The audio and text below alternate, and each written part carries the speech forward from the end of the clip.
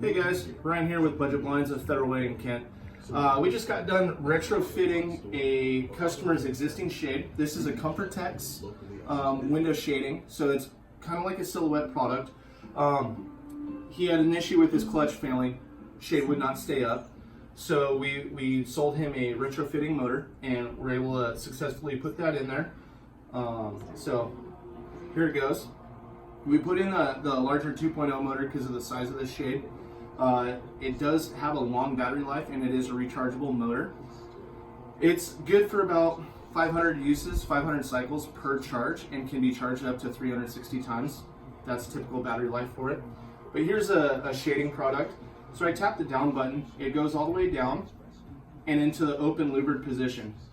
We press and hold the favorite position and it will go to the closed position.